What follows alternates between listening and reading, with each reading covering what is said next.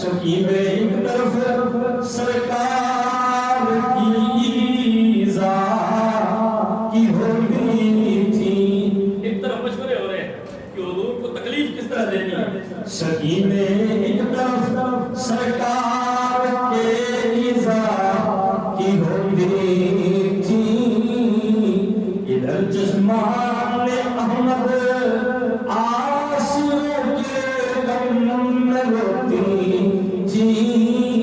ادھر وہ بدبخت حضور کو شہید کرنے کے، قتل کرنے کے منصوبے بنا رہے تھے، ادھر یار کی آنکھوں میں آنسو، حضور دعا مانگ کے عمر مانگ رہے ہیں۔ ادھر جسمان